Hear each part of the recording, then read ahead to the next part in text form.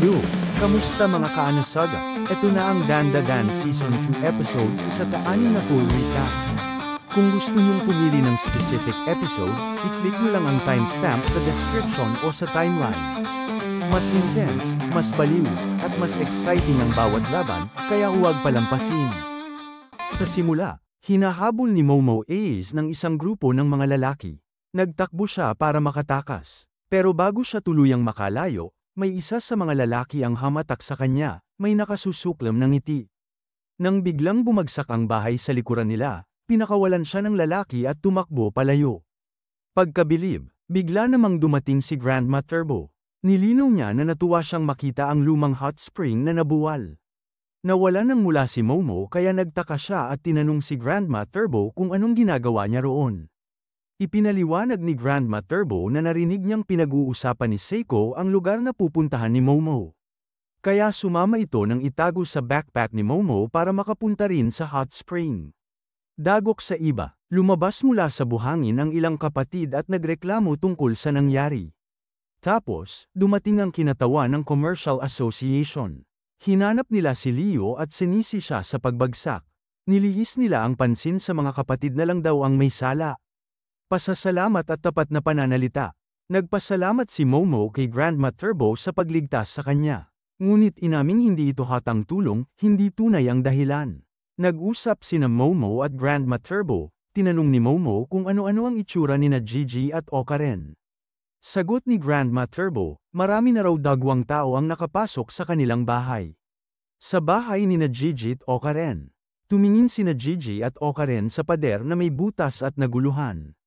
Hindi sila sigurado kung anong gagawin. Usapin na lang daw na hintayin si Momo pabalik para hindi sila makapasok ng mag-isa at baka lalong magsulsul. Isang hindi inaasahan. Biglang may narinig silang boses sa labas ng bahay, akala nila si Momo na nakauwi na. Tumakbo si Gigi sa pintuan, sabik nang makita siya. Ngunit nang bumukas ang pintuan, tatlong babae ang tumitig kay Gigi nang nakakatakot. Panawagan ng mga babae. Inimbitahan sila sa loob at tinanggihan ni Gigi ng mahinahon.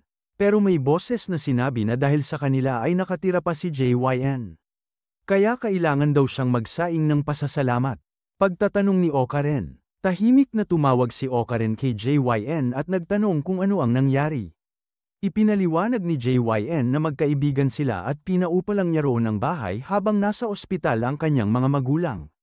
Sinundan nito ng balita na ang mga babae ay galing sa pamilyang Kito. Sila raw ang may-ari ng bahay. Nang maalala ni Okaren ang nabasag na pader, nag-alala siya. Buti na lang may paliwanag si JYN, sasabihin lang daw niya na hindi nila alam kung paano nangyari yon. Hindi nagpapatalo ang babae, ngunit isa sa mga babae nagrereklamo, nasaan raw si JYN nung siya nawawala. Lumihis JYN ng usapan na nagpunta lang daw siya para kunin si Okaren. Pero nagtataka pa rin sila, baka kailangan nila ng psychic? Ang baril. Bulong-bulong silang nag-away. Tumayo ang isang babae at kumuha ng baril.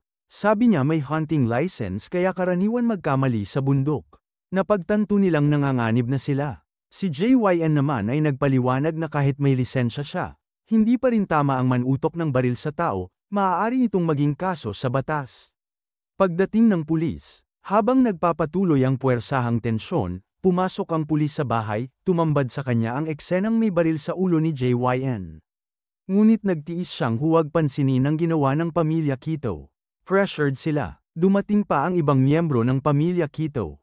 Tinanong si JYN kung bakit siya naghiwalay nang hindi sinabihan. Pati Okaren ay tinanong kung anong team sa soccer ang paborito ni JYN para patunayan ang pagkakaibigan nila. Sa ilalim ng tensyon, agad na sinabi ni Okaren na paborito ni JYN ang Street, Jermaine. Natawa ang lalaki, tila natuwa siya na kilala ni Okaren ang sinusuportahan ni JYN. Momo sa Tsuchino Temple. Lumipat ang eksena kay Momo, pumunta siya sa Tsuchino Temple. Tinanggap siya ng receptionist at pinapasok. Doon, nakita niya sa mesa ang isang kakaibang bagay. Ipinaliwanag ng receptionist, ayon sa alamat, dati isang dambuhalang ahas ang sinasamba doon sa loob ng bulkan. Kapag gutom ito, sumasabog ang bulkan. Kaya nag-aalay ang mga tao ng bata para tumigil ang pagsabog. 200 taon itong nangyari. Ngunit ang tukino na nakalagay sa mesa ay ritual relic na pangturista lamang, marketing daw yun. Ang ahas ay gawa-gawang alamat para makahikayat ng tao at hindi naman talaga ritual na laman alay. Pag-uwi ni Momo, nang lumabas, tumungo si Momo sa bahay nina JYN. Nakita niya sina JYN at Okaren na nakatali at nakahandusay sa sahig. Sa sofa, nakaupo ang mga babae, sinabi nila na handa na raw ang tatlong alay para sa ritual para sa Diyos na ahas. Labanan, dumiretso si Momo upang pigilan sila. Nahuli siya ng isa sa likuran at tinamaan sa ulo. Naramdaman ni Momo ang pagkahilo na malapit ng bumagsak. Tawa ng mayabang ang lalaki at pinayuhan siyang kumalma. Ngunit dumaldal ang isang tinig mula sa backpack ni Isis, si Grandma Turbo. Tinawag niya ang lalaki ng bunganga, natapilok ito sa isang bote at nahulog. Galit na nagreklamo si Grandma Turbo, gusto lang raw niyang matulog ng tahimik. Momo at ang pasasalama. Nagpasalamat muli si Momo at humiling kay Grandma Turbo na ipagpatuloy ang labanan. Pero nais muna niyang malaman kung sino sila, ang mga taong ito ay hindi niya kilala. Bigla na lang muling lumapit ang mga lalaki kay Momo, kaya agad siyang nagbantay at naghanda para sa sarili. Sinubukan naman ng mga lalaki na pakalmayan siya, at sinabing wala silang masamang balak. Pero hindi natinag si Momo, matatag niyang sinabi na lumayo sila at umalis sa bahay na yun. Sa halip na umalis, mas lalo pa nilang inatake si Momo. Habang naglalaban, ginamit ng isang babae ang isa sa pinakamalakas niyang kakayahan para atakihin si Momo. Napalipad si Momo at nabasag niya ang pader ng bahay. Tuwang-tuwa ang mga miyembro ng pamilya Keo at nagsisigawan habang sinasabi na ang nanay ng pamilya ang pinakamalakas sa kanila. Napansin ng babae na gumamit si Momo ng kakaibang kapangyarihan, isang klaseng telekinesis, kaya agad siyang nagtanong kung ano yun. Pero hindi sumagot si Momo. Sa halip, tumayo siya at pinatayo rin gamit ang hangin ang mga bato na kasama niyang bumagsak. Nagduda ang babae. Sa palagay niya, dumating si Momo para sirain ang kanilang pista, na bahagi ng ritual para sa Diyos ahas. Kapag hindi ito natuloy, baka raw masira ang buong nayon. Kaya mula sa paningin ng pamilya Keo, si Momo ay isang kaaway. Narinig ito ni Momo, at agad siyang sumagot. Sinabi niyang hindi tama ang pumasok sa bahay ng iba at sirain ang lahat.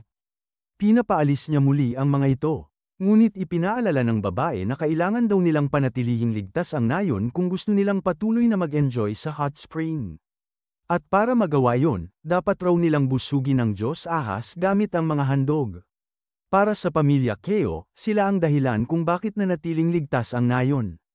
Ang bahay na kanilang kinaroroonan ay dati raw altar kung saan ino-offer ang mga tao sa halimaw. Bagamat nagbago ang itsura ng lugar, yun pa rin daw ang altar ng mga sakripisyo. Habang nag-uusap sila, biglang lumubog sa lupa si Momo, tila hinihigop siya ng lupa. Naisip ng babae na gutom na raw ang Diyos ahas kaya nagsisimula na itong magpadala ng sumpa sa nayon. Gumamit ng telekinesis si Momo para makawala, pero pinigilan siya ng pamilya Kito. Tumakbo si Okaren para tulungan siya at iniabot ang kamay, pero nawalan ito ng balanse at sabay silang nahulog ni Momo sa buhanging kumakain ng tao.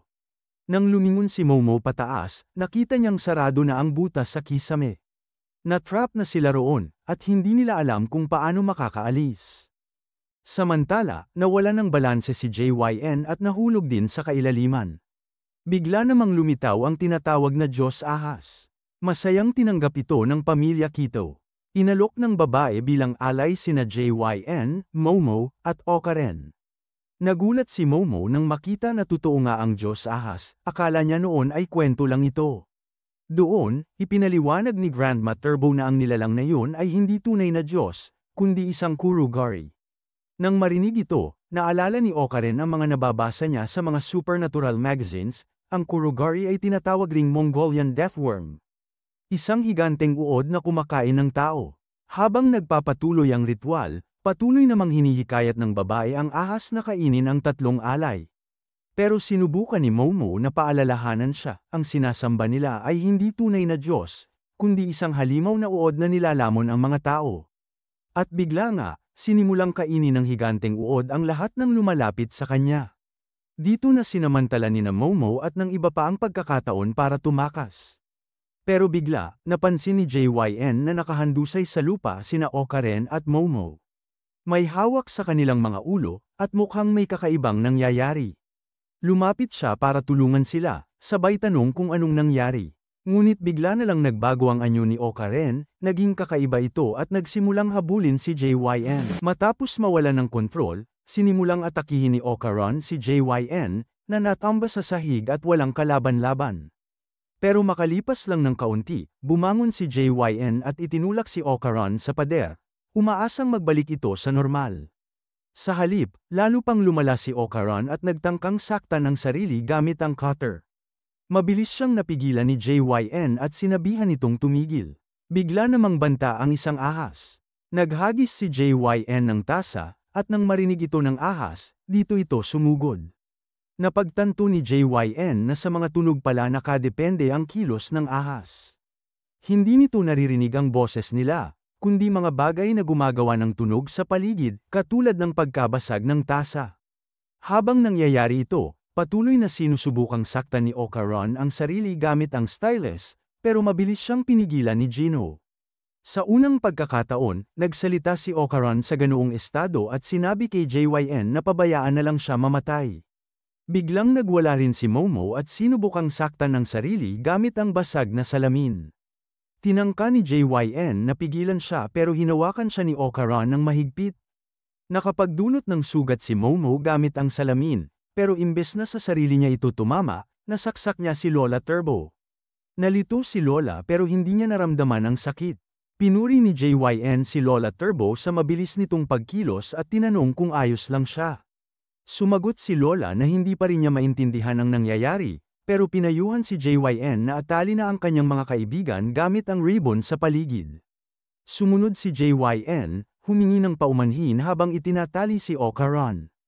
Pinayuhan siya ni Lola na pati si Momo ay kailangang atali din.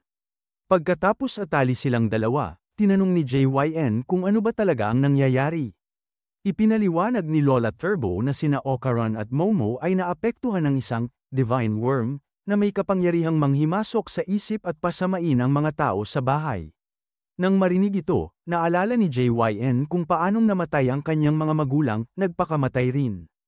Napagtanto niyang baka ang nilalang na ito rin ang dahilan ng pagkamatay ng kanyang mga magulang. Pero nagtaka siya kung bakit siya mismo ay hindi naaapektuhan.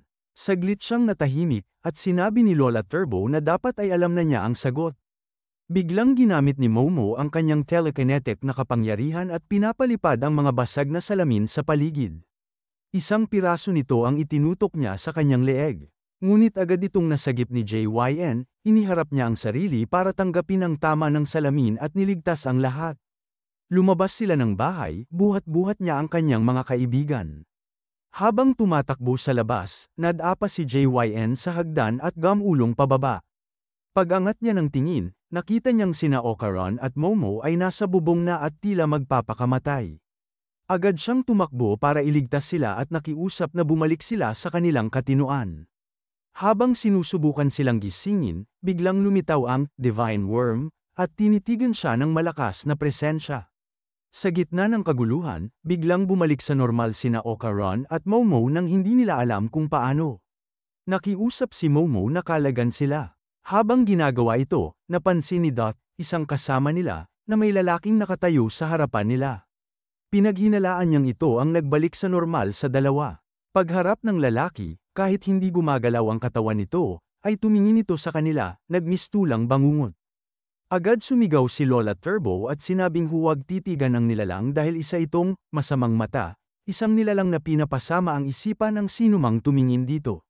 Kapag napatitig ka, magpapakamatay ka. Sa sandaling ito, napansin nilang ang divine worm ay natigil sa paggalaw. Kaya't agad na umatake si Okaren, pinutol ang ulo ng nilalang. Pero muling tumubo ang ulo nito at muling umatake. Habang tumatakbo, na-realize ni JYN na hindi pala ang ahas ang pumatay sa kanyang mga magulang, kundi ang masamang mata. Bigla niyang nakasalubong ito at napatingin siya diretso sa mata ng nilalang. Nagsimula siyang magkaroon ng bisyon, isang batang nakakulong, pinapanood lamang ang ibang bata habang naglalaro, at hindi makalabas. Dumaan ang mga araw at sinentensyahan ng bata na sunugin habang nakatali sa puno. Habang nasusunog, hinangad lamang niyang sana man lang ay naranasan niyang makipaglaro sa iba. Kinabukasan, nakita ng ilang tao ang katawan ng bata, ngunit gumagalaw pa rin ito kahit sunog na. Nang subukan niyang makipaglaro sa iba, itinuturing siyang multo. Tanging mga bata lang ang nakakakita sa kanya. Habang sinasabi ng matatanda na guni-guni lang siya, nagsimulang magsayaw ang bata para takutin o aliwin ang mga bata, ngunit lalo lang silang natakot. Mula sa ilalim ng kanyang mga paa, may liwanag na lumitaw. Muling nasawi ang kanyang mga magulang sa pamamagitan ng pagpapakamatay dahil sa kakaibang puwersa. Naiwan ang bata, nag-iisa, walang kasama. Kaya't sinubukang lunurin ng pinuno ng pamilya Kido ang bahay para mailigtas ang nayon. Sinubukang iligtas ng maltong bata ang isa pang bata na nakatali sa upuan. Pero bilang multo, wala siyang magawa. Doon nagsimula ang galit ng bata, at naging isang nilalang na gustong ipaghiganti ang sarili sa lahat ng tao. Samantala, napansin ni Momo na tila gusto pa ring lumaban ni JYN, pero pinaalala niya rito na hindi sila handa. Sinubukan niyang hilahin si JYN palayo sa nilalang, pero sinabi ni JYN na hindi ito masama, isa lang itong nilalang na matagal nang nasasaktan. Inakay ni JYN ang nilalang pabalik sa kulungan nito. Hindi maintindihan ni Momo kung bakit, pero pinayapa ni JYN ang nilalang at sinabing tutulungan niya ito. Nang makarating sila sa selda, nakita niyang naroon pa rin ang katawan ng batang dating nilalang. Lumapit siya rito, pero pinigilan siya ni Lola Turbo. Sinabi nitong delikado yun, na isa pa rin itong halimaw na nagpapakamatay ang mga tao. Sumagot si JYN na tao rin ito tulad nila. Kinontra siya ni Lola Turbo, hindi raw ito tao. Nang nagtatalo sila, dumating ang Divine Worm at sumugod. Nagtanong si Momo kay Lola Turbo kung gumagana pa ba ang swerte nito, pero ipinaalala ni Lola na ang kapangyarihang iyon ay hindi talaga kanya. Baka nasa kalaban na ito. Hindi makagalaw sina Okaran at JYN. Pareho silang naparalisa. Doon, nakita ni JYN ang panibagong bisyo ng bata noong buhay pa ito. Humingi siya ng tawad sa bata, na kinamuhian niya ito nang hindi nalalaman ang tunay nitong pinagdadaanan. Biglang bumulong ang bata. Nilapitan ni JYN at nalaman niyang nais lang nitong makipaglaro. Tinugon nito ni JYN, sinabing makikipaglaro siya hanggat gusto nito. Pagkarinig nito, sinaniban ng bata si JYN. Tinawag siyang tanga ni Lola Turbo, na mula pa noon ay sinabihang huwag makisangkot sa bata. Muling nabuhay ang Divine Worm at tinangkang saktan si Momo. Pero iniligtas siya ng Evil Eye gamit ang katawan ni JYN. Sabi ng nilalang, layunin na nitong lipulin ang mga tao. Tinawag siya ni Momo bilang si JYN. Pero sinaktan siya nito, tanda na hindi na siya kakampi. Napansin ng nilalang na may kakaibang kapangyarihan si Momo. Sinimulan siyang eye pressure at idiniin sa pader. Nagulat si Momo. Tinawag uli siya bilang si JYN at tinanong kung nasaan na ang dating siya. Sinabi ng nilalang na wala na si JYN, ginawa na niya itong laruan. Ipinaliwanag ni Lola Turbo na si JYN ay may pambihirang lakas at espiritu. Isa siyang perpektong host o sisidlan. Kailangan ang tanggapin ni Momo na wala na si JYN sa kanilang panig. Muli siyang inatake ng nilalang. Pero hamarang si Okaran at bumangga sa kalaban. At saka siya nangakong tatapusin ang nilalang bilang ganti para kay Momo. Sinaniban ni Evil Eye si Gigi at bigla niyang inatake si Momo. At ngayon, si Okaran na ang nasa gitna ng laban. Pero ang tanong, kaya ba ni Okaran ang kapangyarihan ni Evil Eye, o kailangan na naman siyang iligtas ni Momo? Habang sinusubukan ni Okaran na harangin ang mga atake ni Evil Eye, napagtanto niyang masyadong malakas ang kalaban. Kaya nagdesisyon siyang ilayo si Momo sa panganib at tumakas.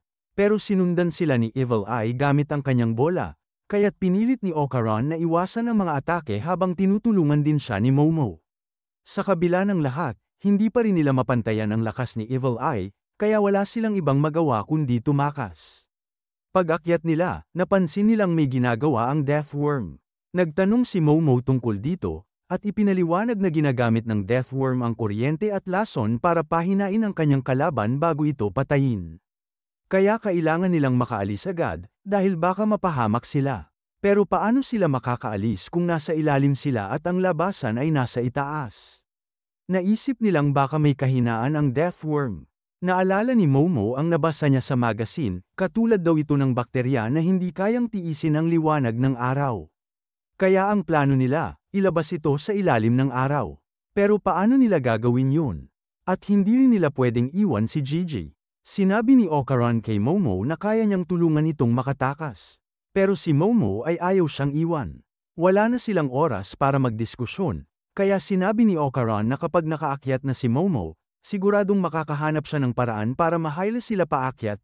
Tanong ni Momo, paano niya madadala si Gigi kung hindi sila pinakikinggan? Sagot ni Ocaron, magtiwala ka. Gagawin ko ang lahat para mailigtas si Gigi. Kaya pakiusap, umalis ka na.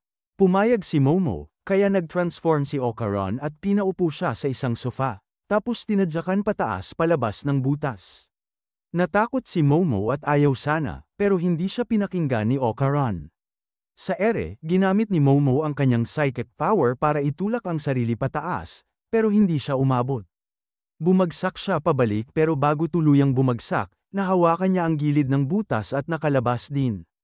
Samantala, nakita ni Evil Eye si Ocaron at handa na siyang makipaglaban.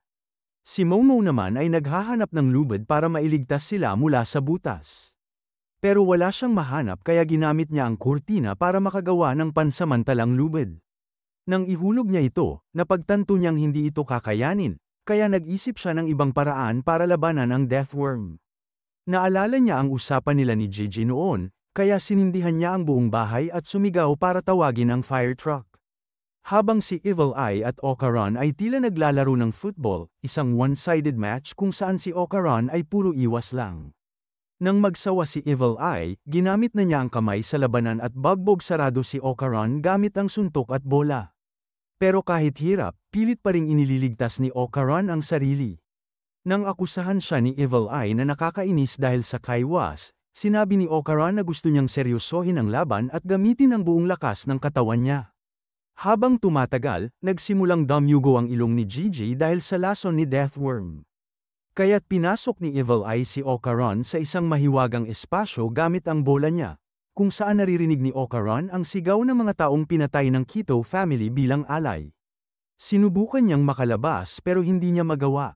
Sumunod si Evil Eye sa loob ng espasyo at nag-umpisa na naman siyang bugbugin si Ocaron. Ang saya nito, di ba? Pagkatapos mo, si Momo naman ang torturean ko, sambit ni Evil Eye. Biglang hinawakan ni Ocaron ang mukha ni Evil Eye at sinabing, sobra ka na. May tatlong bagay kang hindi dapat ginawa. Una, sinaktan mo si Momo. Pangalawa, sinaniban mo ang kaibigan ko. Hindi kailanman sasaktan ni Gigi si Momo. Kaya ibalik mo siya. At pangatlo, nagulat si Evil Eye sa sinabi niya pero agad siyang umatake. Umiwas si Ocaron at tinire siya ng isang malakas na suntok. Sumunod, sinimulan na niyang gamitin ang buong lakas niya. Binugbog si Evil Eye ng sunod-sunod na suntok, 5 sets ng 20 hanggang 20 punches. Nabiyak ang espasyo nila at nawala ng malay si Evil Eye. At pangatlo, sabi ni Ocaron bago siya himatayin, hindi mo dapat ako galitin. Nang magising si Ocaron, nagpasya siyang umakyat agad para salubungin si Momo. Binuhat din niya ang katawan ni Gigi. Sa ilalim, narinig niya ang boses ni Turbo Granny na nakakulong pa rin sa likido ni Deathworm. Hindi siya makalabas kaya't akala niya, doon na siya mamamatay. Dumating si Ocaron, at naiyak si Granny sa tuwa. Gumawa siya ng tulay gamit ang mga tabla para makatawid sa likido at sinimulang hilahin si Granny. Pero nang maligtas na ito, sabay silang nahulog sa likido. Ang bobo mo talaga, sigaw ni Granny, bakit hindi mo ginagamit ang kapangyarihan ko? Sagot ni Ocaron, nag-transform na ako ng 2 beses. Hindi na pwede ulit. Kung ganun, dito na nga tayo mamamatay. Paalam na, sigaw ni Granny. Samantala, dumating na ang fire brigade at sinusubukan nilang apulahin ang apoy. Tinanong si Momo ng mga pulis kung siya ba ang nagsimula ng apoy. Umamin siya at sinimulang ikwento ang kasamaan ng Quito family. Pero hindi siya pinaniwalaan at pilit siyang isinasama sa presinto. Pero wala na siyang oras, malapit nang lumubog ang araw. Kaya nakiusap siya sa mga bumbero na buhusan ng maraming tubig ang lupa. Walang nakinig sa kanya. Bigla, lumindol at mula sa ilalim ng bahay, lumabas ang Deathworm, dahilan para magtakbuhan ang mga tao. Dahil sa liwanag ng araw, nasasaktan si Deathworm, ito pala ang plano ni Momo. Flashback, bata pa sila noon ni Gigi. Tinanong ni Gigi, Momo, alam mo ba kung bakit lumalabas ang earthworms kapag umuulan? Hindi raw alam ni Momo. Paliwanag ni Gigi, dahil sa balat nila sila humihinga. Kapag basa ang lupa, hindi na sila makahinga sa ilalim kaya umaakyat sila. Pero kapag mainit, namamatay sila. Kaya tinatawag tong earthworm suicide.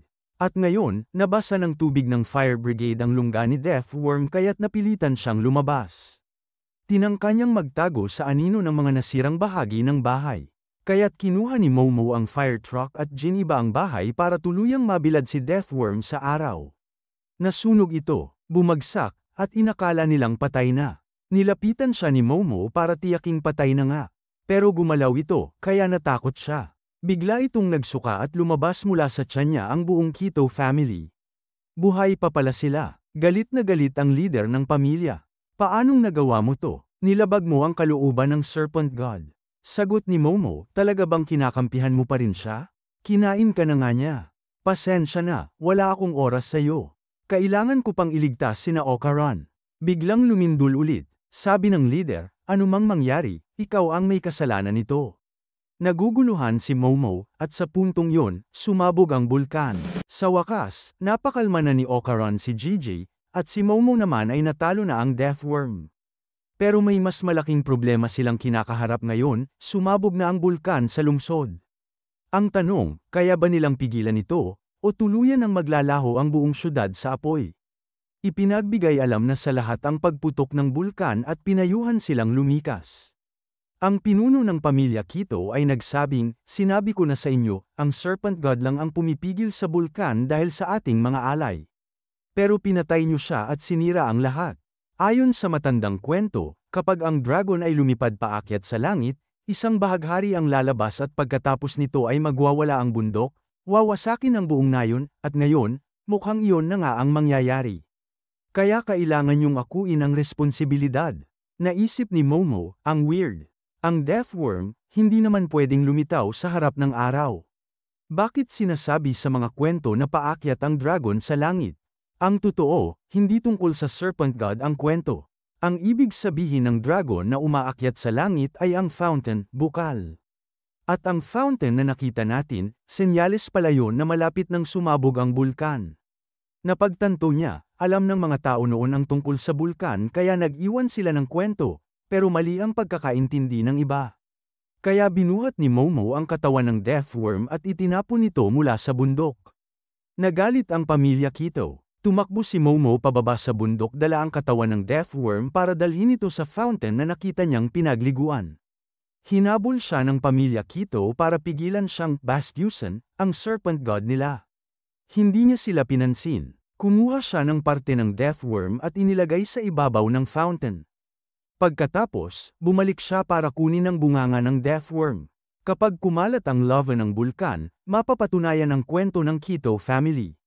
Kaya hindi ako papayag. Kailangang pigilan ko ito, sabi niya. Kinuha niya ang bunganga ng Deathworm para gamitin itong parang tubo. Pagdating ng tubig sa katawan ng Deathworm, nagsimula itong lumabas sa bunganga nito, at ginamit iyon ni Momo para pigilan ang pagkalat ng lava. Pero malaki na ang pinsalang nagawa ng lava, nagkakaroon na ng sunog sa kagubatan. Dumating ang pinuno ng pamilya Quito at sinipa si Momo. Huwag mong bastyusan ang aming Serpent Lord. Sigaw niya. Sagot ni Momo, tinutulungan ko lang kayong pigilan ang lava. Kaya huwag kayong hamarang. Protektado namin ang lupang ito. Hindi ito kailangang pakialaman ng isang tagalabas. Kaya isasakripisyo na lang kita sa bulkan para tumigil ang Diyos nito. Sagot ng pinuno. Nap-icon si Momo. Grabe ka. Ang bilis mo namang palitan ang sinasamba mong Diyos. E di ba mahal niyo ang Serpent God? Bigla siyang inatake ng buong pamilya Quito. Pero dumating ang pari ng templo, si Manjiro, at pinigilan sila. Sorry kung nahuli ako. Hindi ko alam na apo ka pala ng master ko. Tinawagan niya ako last week, sinabing may mga bisita akong dapat bantayan. Akala ko wala lang yon, pero ngayon ko lang naalala, ikaw lang pala ang dumating. Ibig sabihin, ikaw nga ang apo niya. Habang kinakalaban ni Manjiro ang pamilya Quito, sinabi niya kay Momo na tapusin ang kanyang ginagawa. Bumalik si Momo sa pagpapalamig ng lava gamit ang Deathworm. Pero masyado nang mabigat ang katawan nito. Biglang dumating ang Evil Eye. Inatake nito ang katawan ng Deathworm at pati na rin ang mga miyembro ng pamilya Kito. Inatake rin nito ang pinuno ng pamilya at nabalian siya ng kamay. Nang susunod na ulit siyang atakihin, iniligtas siya ni Momo. Nakipaglaban si Manjiro sa Evil Eye pero hindi siya nagtagumpay, kaya niligtas din siya ni Momo. Galit na tanong ng Evil Eye, bakit ka palaging humaharang? Mukhang ikaw ang unang dapat kong patayin. Sumagot si Momo, tumigil ka. Kung itutuloy mo to, mamamatay ka lang. At ayokong makita si Gigi na maging mamamatay tao. Pero teka, ano nga bang ginawa mo sa kanya? Sagot ng Evil Eye, pag-uusapan ko lang ang gusto kong pag-usapan. At ngayon, gutom ako. Nagulat si Manjiro, hindi ko inakala na ganito siya kalakas. Delikado talaga to, sabi ng pinuno ng Kito, kasalanan mong lahat to. Sagot ni Momo, wala nang oras para magsisihan. Kailangan nating kumilos. Nagkaisa silang lumaban sa Evil Eye. Habang umaatake ito, sinigawan ni Momo ang lahat para yumuko. Nailigtas sila ni Momo pero siya naman ang naligay sa panganib. Iniligtas siya ni Manjiro gamit ang isang sipa. Sinugod ng pinuno ng pamilya Kito si Evil Eye pero walang epekto. Niligtas ulit siya ni Momo. Pinagtulungan ni na Momo at Manjiro na dakmain si Evil Eye, pero nabasag nito ang psychic powers ni Momo at inatake silang dalawa.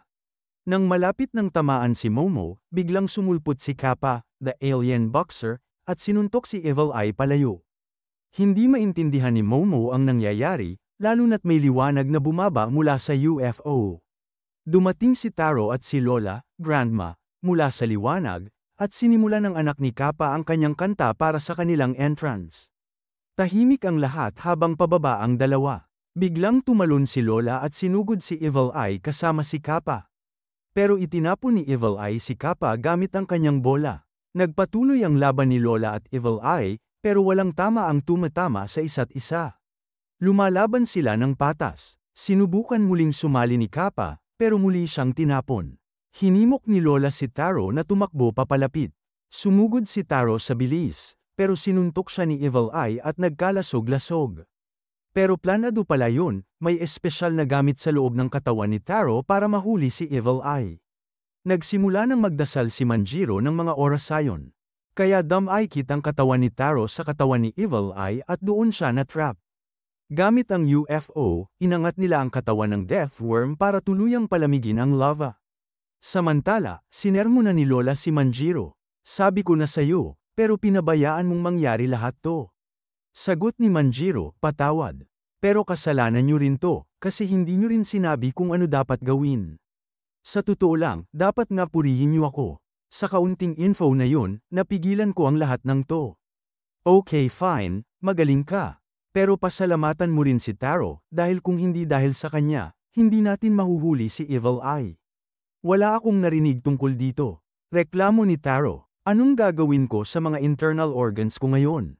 Tumahimik ka, ilagay mo sa shopping bag at umuwi na tayo. Nagtanong si Momo, nasaan na si Turbo Granny at si Okaran. Nakita nilang wala na si Momo, umalis na siya para iligtas si Okaran. Dahil hindi niya magamit ang psychic powers niya, si Kappa ang naglinis ng mga bato gamit ang kanyang boxing power. Nang nahanap nila ang hukay kung saan naroon si Okaran, puno na ito ng lava. Inutusan ni Momo ang anak ni Kappa na ibuhos ang likido ng Deathworm sa ibabaw ng lava. Nababaliw ka na ba, Momo? Anong ginagawa mo? Tanong ng lahat. Sasama ako sa loob. Alam kong delikado, pero nangako ako kay Okaran na ililigtas ko siya. Pinigilan siya ni Kappa at ng anak nito. Pero ginamit ng bata ang UFO para alisin ang lava mula sa hukay at pinalamig ito gamit ang likido ng Deathworm. Nang lumamig na ito, sinisid ni Momo ang lava at nakita nila buhay pa si Okaran at si Turbo Granny.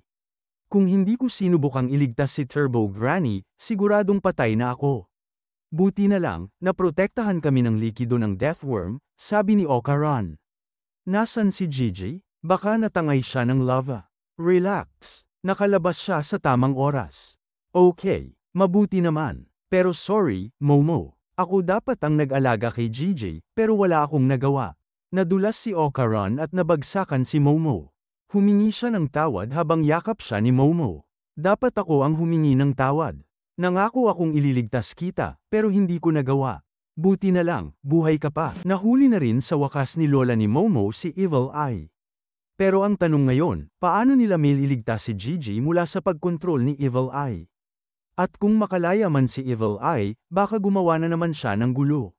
Nagtipon-tipon ang lahat at nagsimula na si Lola ni Momo na magbasa ng dasal kasama ang iba para patahimikin si Evil Eye. Pero kahit matapos ang dasal, hindi ito umepekto kay Evil Eye. Kaya inulit na naman nila ang dasal. Paulit-ulit na lang hanggang sa napagod sila at napilitan na lang bumalik sa kanilang syudad.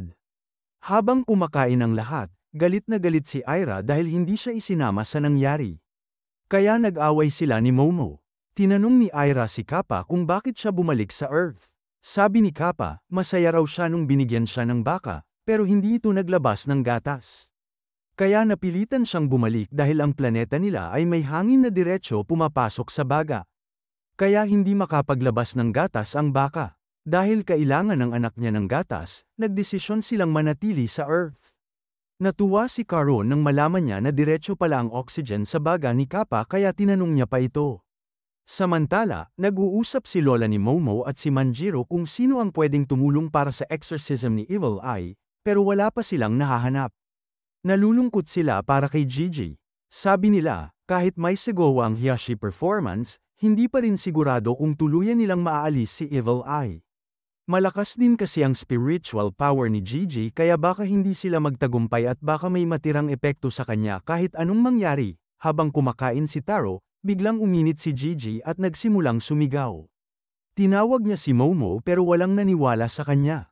Akala nila ginagamit lang ni Evil Eye ang boses ni Gigi para lokohin sila. Kaya naging seryoso ang lahat, pero si Turbo Granny ay abala pa rin sa pagkain. Nang tinanggal ni Taro ang takip sa mukha niya, nakita nilang bumalik sa normal si Gigi. Tuwang-tuwa si Momo at Caron. Sabi ni Momo, salamat at ayos lang kayo. Nag-aalala talaga ako. Sabi pa niya kay Gigi, buti na lang at maganda ka pa rin, auntie. Pero nang binuhusan siya ni Lola ng malamig na tubig, bigla na namang naging si Evil Eye si Gigi. Kaya binuhusan siya ng mainit na tubig at bumalik uli sa normal si Gigi. Hindi pa rin interesado si Turbo Granny, tuloy lang siya sa pagkain. Doon na nila napagtanto ang buong sitwasyon. Niloloko lang pala sila ni Gigi kaya binugbog siya ni Momo. Sabi pa ni Lola, simula ngayon Gigi, dapat may kasama ka palagi. At huwag kang lalabas ng syudad hanggat hindi pa natin natatapos ang exorcism. Dahil sa labas, hindi na natin magagamit ang proteksyon ng ating barrier. Dagdag pa niya, kahit ang barrier ni Taro ay hindi sapat para mapigilan si Evil Eye. Kaya gagamitin natin ang thermos na may mainit na tubig. Kapag bumalik si Gigi bilang Evil Eye, buhusan niyo siya agad. Binalaan din si Gigi na iwasan ang malamig na tubig, dahil kahit isang patak lang ay pwede siyang muling maposes. Kinagabihan, nagsiuwian ang lahat. Napag-alaman nating nakatira na si Kappa malapit sa isang dairy farm para may access siya sa gatas. Tinulungan siya ni Lola ni Momo. Tinanong siya ni Caron tungkol sa pangalan niya, at doon niya ibinunyag ang tunay niyang pangalan, Penny Winnie. Dumating si Yofa para sunduin si Penny at inihatid siya sa dairy farm. Kinabukasan, nagpunta ang lahat sa ospital para bisitahin ang mga magulang ni Gigi, na inilipat na rin ni Lola sa syudad. Sa biyahe, aksidenteng naghawakan ng kamay sina Momo at Ocaron, kaya kinabahan si Ocaron at agad humingi ng paumanhin. Pero sabi ni Momo, huwag na siyang mag-alala at ibinaba niya ang kamay nito. Unti-unting hinawakan ni Momo ang kamay ni Ocaron at parehong bumilis ang tibok ng puso nila. Nahihiya si Ocaron at hindi niya alam kung anong nangyayari, pero biglang dumating si Gigi at sinira ang moment nila. Lahat ng ito ay nakita ni Lola pero hindi siya nagsalita. Sa ospital, nang makita ni Gigi ang kanyang mga magulang, napaiyak siya. Samantala, may balita sa TV na sumabog ang isang bulkan at pinapayuhan ang lahat na lumayo roon. Nabalita rin na naaresto ang pamilya Quito dahil sa kasong pagpatay. Pero ang leader ng pamilya ay nakatakas at kasalukuyang pinaghahanap ng pulis. Sa kagubatan, nakita natin ang leader ng Quito family. Sabi niya, inalagaan ko yan ng 200 taon, pero sinira lang nila. Hindi ko palalampasin si Momo. Dito nalaman ng lahat na isang alien pala ang leader ng Quito family, at handa siyang gumanti kay Momo. Sa pagpasok sa eskwela, nagkita ulit sina Momo at Ocaron. Tinanong ni Momo kung kamusta si Gigi at kung kailan gagawin ang exorcism. Sagot ni Ocaron, hindi pa maayos si Gigi, at hindi pa natin alam kung kailan ang exorcism. Kailangan pa ng isang hiyashi performance na ginagawa tuwing festival para i-entertain si Evil Eye at palabasin siya. Pero wala pang gustong mag-perform. Sabi ni Momo, so kung hindi gagana ang barrier ni Taro, baka kailanganin nating lumaban ulit. Sumang-ayon si Ocaron, pero biglang dumating ang mga kaibigan ni Momo at pinutol ang usapan nila. Ibinahagi nila na ayon sa balita, may nakita raw si Yofa malapit sa bulkan. Habang papasok sa klase si Ira, nahihiya siyang pumasok dahil siya ang nagpakalat ng tsismis laban kay Momo. Kaya lumapit si Momo at isinama siya palayo. Galit si Ira at sinabing, gusto mo bang mamatay? Bakit mo ko kinakausap sa harap ng klase? Bumababa ang popularity ko. Pero sabay sabi niya kay Karon, ikaw iba ka, pwede mo akong kausapin kahit kailan. Inanyayahan ni Momo sina Ira at Ocaron na matulog sa bahay nila para magbantay kay Gigi. Kasi hindi kaya nina Lola at Manjiro na magbantay ng 24 na oras. Pumayag ang dalawa, pero tinanong ni Momo si Ira kung may lakad siya kasama ang friends niya. Nalungkot si Ira at umalis. Sinundan siya ni Momo at ipinaliwanag na kung ang presensya ni Ira ay makakasira sa relasyon niya sa mga kaibigan, hindi na niya kailangan sumama. Pero sinabi ni Ira na kasalanan niya ang lahat at nais niyang tumulong. Sa bahay, hindi na gumagana ang barrier ni Taro kaya tinanggal niya ang sarili niya kay Gigi. Dumating na rin sina Momo, Ocaron, at Ira. Pagkakita ni Gigi kay Ira, agad siyang sumunod sa lahat ng utos nito. Binigyan ni Lola ng thermos na may mainit na tubig ang lahat at pinakain sila. Habang kumakain, nahulog ang isang patak ng sauce sa mesa, pero hindi tumama kay Gigi. Nang pinapasa na ang isa pang sauce, nahulog ang isang patak kay Gigi at bigla siyang naging si Evil Eye ulit. Nil-iPad niya ang buong mesa. Nagkaroon ng malakas na pagsabog sa bahay ni Momo dahil sa pagbalik ni Evil Eye. Habang nangyayari ito, biglang nag-transform si Gigi at umatake. Buti na lang, nakapagbato si Momo ng mainit na tubig sa tamang oras, kaya nakaligtas silang lahat. Pero dahil sa lakas ng Evil Eye, wasak na wasak ang bahay nila. Galit na galit si Turbo Granny at si Ira, kaya pinagalitan nila si Gigi. Nang hingi ng tawad si Gigi kay Ocaron sa ginawa niyang pag-atake. Pero tumanggi si Ocaron na patawarin siya agad. Sabi ni Grandma, hindi na pwedeng palaging bantayan si Gigi sa lahat ng oras. Sumang-ayon si Ocaron, kung patuloy ang ganito, baka masira na rin ang buong bahay nila sa susunod. Habang nag-uusap sila, may dumating na mga taong kakaiba ang hitsura at kilos. Nag-post pa sila ng kung ano-ano kaya pinaalis sila ni Grandma. Maya-maya, bumalik ang mga ito, sila pala ang Hiyashi Group. Pagdating nila, nagpakilala silang lahat at laking gulat ng lahat dahil hindi nila inasahan na ganoon pala ang hitsura nila. Sinimulan na ng Hiyashi Group i-set up ang kanilang mga instrumento. Napansin ni Ocaron na ibang-iba ang grupong ito. Sabi pa niya, mukhang magiging masaya ito. Tinanong niya kung mga spirit medium din ba sila. Sagot ni Grandma, hindi nila kayang makakita ng multo, pero sobrang lakas ng performance nila. At dahil hindi sila nakakakita ng espiritu, hindi rin sila madadapuan ng masamang espiritu habang nag-e-exorcise. Habang nagse-set up ang banda, nag-ready na rin si Grandma para sa exorcism. Excited sina Momo at Ocaron habang nagsimula na ang performance ng Hiyashi Group. Napakabagsik ng tugtugan nila kaya pati mga kaluluwang ligaw sa paligid ay lumapit at nakisayaw sa kanta nila. Habang tumutugtog sila, unti-unting bumalik kay Gigi ang mga alaala ni Evil Eye. Humingi siya ng tulong, pinatitigil ang exorcism. Sinabi niya, huwag po, nangako ako sa kanya na maglalaro kami. Gusto lang niya talagang makipaglaro. Noon pa siya nakakulong. Nang arap lang siyang makalaya at makipaglaro sa iba. Pero ngayon, malapit na naman siyang mamatay. Naluha si Momo habang nakikita ang mga alaala ni Evil Eye. Kaya hiniling ni Gigi na huwag itong patayin. Nangako siyang iiwas na siya sa malamig na tubig. Dahil doon, pinatigil ni Grandma ang exorcism. Sabi niya, wala ng exorcism. Isasama ko si Evil Eye sa pamilya natin. Nagulat ang lahat. Tinanong ni Ocaron kung totoo ba ang desisyon ni Grandma. Sagot niya, narinig ninyo ang sinabi ni Gigi. Gusto niyang ayusin ito, kaya susuportahan ko siya. Biglang sumabat si Ira. So ibig sabihin, tayo na naman ang mag-aalaga sa kanya? Sayang oras ko sa mga self-centered na ganyan. Pero may ideya si Okaran. Sabi niya, ako na lang ang mag-aaral kung paano mapigilan si Evil Eye. Kapag naging malakas ako, hindi na natin kailangang mag-alala pa kung mag-transform si Gigi. Nag-aalala si Ira, pero bakit mo gagawin yan? Delikado yan at baka hindi ka na makatulog sa gabi. Sagot ni Okaran, kaibigan ko si Gigi. Kaya gagawin ko ang lahat para sa kanya. Pumayag na rin si Momo na tumulong, pati si Ira, kahit ayaw niya, nag-volunteer na rin. Pero gaya ng dati, nag-aaway ulit sina Momo at Ira. Naglakad si Gigi papunta kay Okaran para yakapin siya, pero biglang bumagsak ang ulan. Agad siyang nag-transform bilang Evil Eye at sinuntok si Okaran ng malakas. Kalaunan, naibalik ulit sa normal si Gigi.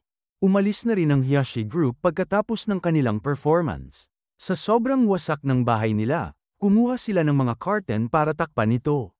Tapos, sinabi ni Grandma kay Gigi na umupo ng tuwid at mag-imagine na parang may laser na lumalabas mula ulo hanggang dulo ng daliri niya. Sabi niya, ganito niya makokontrol ang kapangyarihan niya. Ganito rin daw natutong gumamit si Momo ng kapangyarihan niya. Naalala ni Gigi na noong bata pa si Momo, gumagawa siya ng kakaibang galaw. Kaya pala ngayon ay kaya na niyang gumamit ng psychic power. Kapag nagawa ito ni Gigi, makakagamit din siya ng spiritual energy. At dahil sobrang lakas ng energy ni Gigi, malamang siya na lang mag-isa ang makakapigil kay Evil Eye. Pagsapit ng gabi, nagising si Gigi para umihi. Sumunod si Okaran para bantayan siya. Pinayuhan niya si Gigi na gumamit ng mainit na tubig sa paghuhugas ng kamay. Gumising din si Momo para silipin sila. Nang makita niyang ayos lang sila, bumalik na siya sa pagtulog.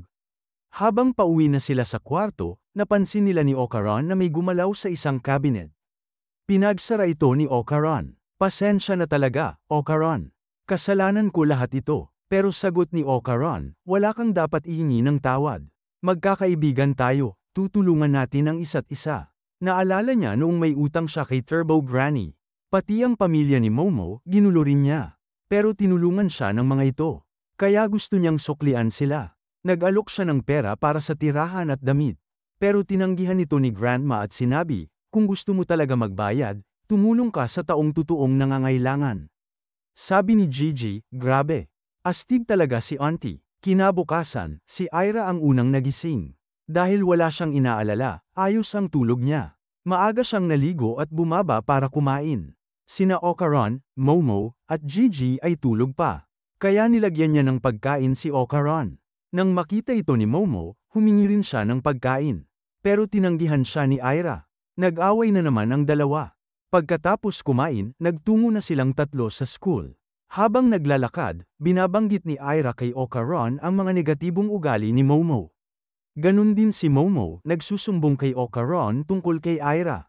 Pagdating sa school, sinabi ni Momo sa mga kaibigan niya na kailangan niyang mag-part-time job para maayos ang bahay nila.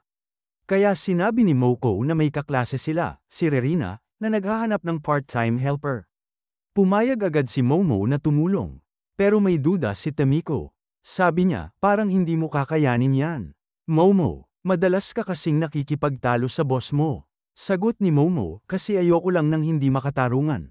Pero huwag kayong mag-alala. Matanda na ako, hindi na ako basta-basta pumapayag sa kahit ano. Dahil dito, may naisip sina Moko at Mi. Pumunta sila kay Okaran at sinabing nasa trabaho si Momo kaya kailangan niyang sumama sa kanila. Ayaw sana ni Okaran, pero hinayla siya ng dalawa. Sabi nila, hindi naman ito date, magtsatsaa lang tayo. E di kung magtsatsaa kayo ni Momo at Gigi. Date na rin yun, tanong ni Okaran. Hindi, syempre. Pagdating nila sa isang restaurant, nagulat si Okaran nang makita si Momo doon na nagpa-part-time job. Nang magkatinginan sila, biglang nahiya si Momo. Kaya naman tinangkang tumakas ni Okaran, pero agad siyang hinayla pabalik ni Nami at Moko. At ayan ang full recap ng Dandadan Season 2, Episodes 1-6. Kung gusto nyo ng part 2 huwag kalimutang mag-like, mag-comment at i-subscribe para updated ka palagi. Kita-kits sa susunod na episode.